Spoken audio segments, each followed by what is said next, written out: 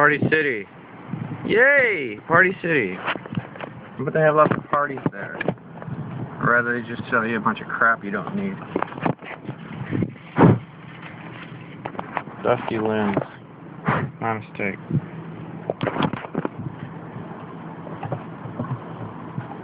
I'm blowing kisses at you people. Matthew 24.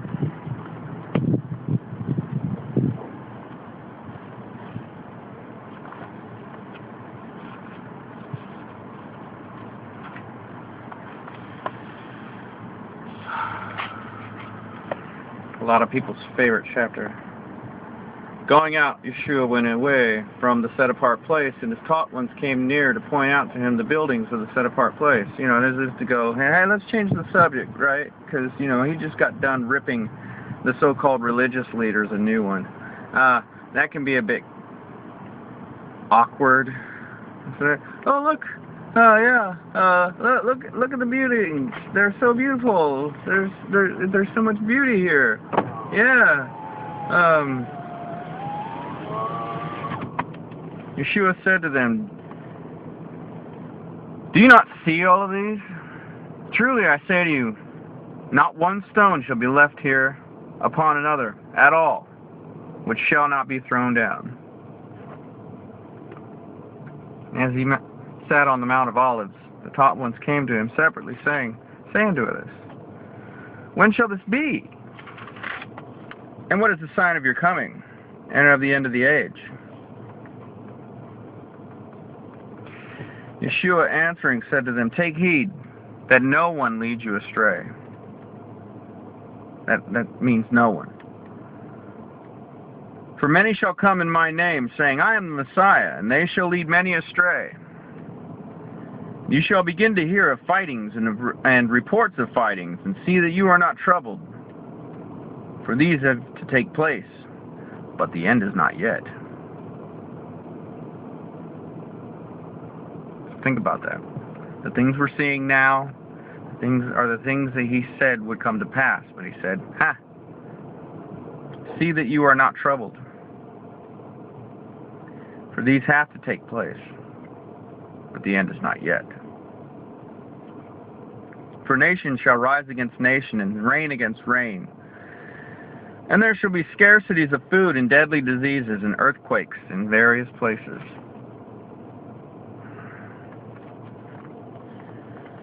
All of these are the beginnings of birth pains.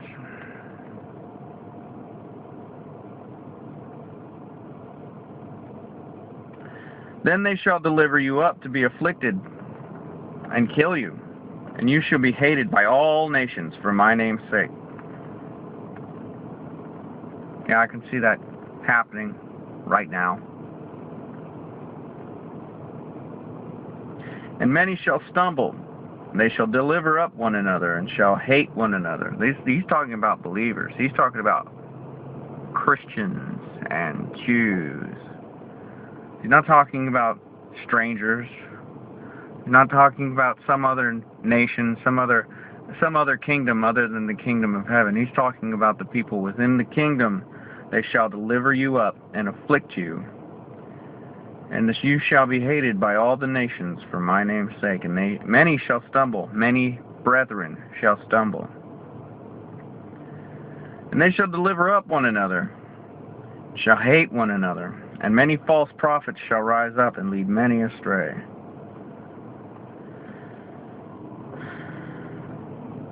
Because of the increase of lawlessness, that means being without Torah.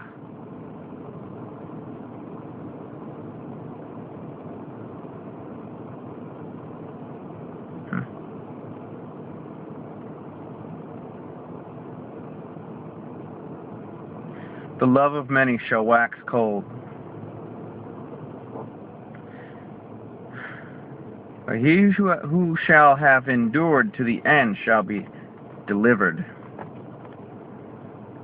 And this is the good news of the reign.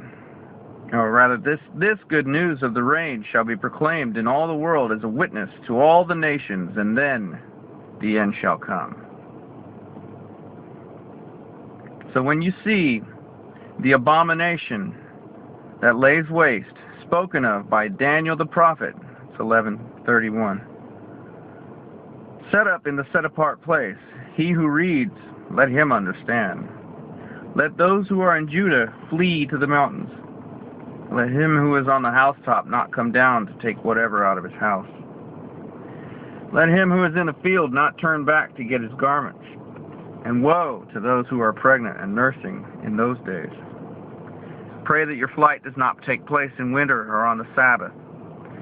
For then there shall be great distress, such as not been seen since the beginning of the world until this time. No, nor ever shall be. And if those days were not shortened, no flesh shall be saved. But for the sake of those chosen ones, those days shall be shortened. And if anyone then says to you, look, here's the Messiah, or there, do not believe, for false messiahs and false prophets shall rise, and they shall show great signs and wonders so as to lead astray, if possible, even the chosen ones. Okay, if we're all supposed to be mystically raptured out of this, you know, this is like this weird mystical rapture tour thing, you know, that the Beatles spoke about at one time. How is it, why would he even bother to tell any of us these things if we're not going to be around for it? And he didn't give it to the nations. He didn't give it to some other kingdom so that they would, you know, read it and not take it to heart. He gave it to you, the so-called believing Christians, Jews, believers, whatever you call yourself. Whatever you call yourself. He's talking to you people who believe in the Bible. He would not have bothered telling any of us any of these things if we were going to be mystically raptured out before it all ever took place. This isn't for anybody else except for the believing crowd.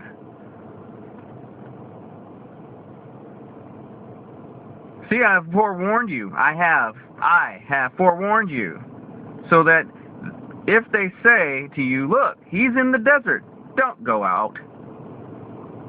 Or look, he's in the inner rooms, don't believe. For as the lightning comes from the east and shines to the west, so shall the coming of the Son of Adam be. For wherever the dead body is, there the vultures shall be gathered together. It's talking about the wicked one and all those following after him. And immediately after the distress of those days, the sun shall be darkened, and the moon shall not give its light, and the stars, immediately after those days, the stars shall fall from heaven, and the powers of the heavens shall be shaken. And then the sign of the Son of Adam shall appear in heaven, and then all the tribes of the earth shall mourn. And they shall see the Son of Adam coming in the clouds of the heaven in power and much esteem. So don't be looking for somebody on earth or in the ocean to be Messiah. No, he's going to come in the clouds. He's coming in the way he went. He shall send his messengers with the sound of a great trumpet. They shall gather together his chosen ones from the four winds, from one end of the heavens to the other.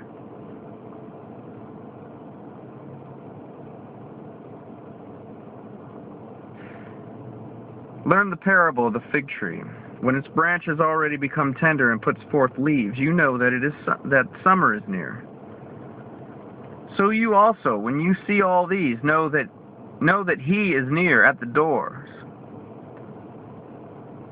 Truly I say to you, this generation shall by no means pass away until all this takes place. He's talking about this generation. The heaven and the earth shall pass away, but my words by no means shall pass away. Concerning the day and the hour, no one knows, not even the messengers of the heavens, but my Father only. And as to the days of the Noah, so shall the coming of Son of Adam be. For as they were in the days of the flood, eating and drinking, marrying and giving in marriage, until the day that Noah entered into the ark. That's the Torah. They did not know until the flood came and took them all away, so also shall the coming of the Son of Adam be. So it'll be feasting and making merry and triumphing over the chosen, the elect. Then two shall be in the field, and one is taken, one is left. 2 women shall be grinding at the mill. One is taken, one is left. Watch therefore, for you do not know what hour your master is coming. Know this, that if the master of the house had known what hour the thief would come, he would have watched and not allowed his house to be broken into. Because of this, be ready too. For the Son of Adam is coming at an hour when you do not expect him. Who then is trustworthy and wise servant, whom his master set over his household to give them food in season? He's talking about people who prepare. I'm going to repeat that.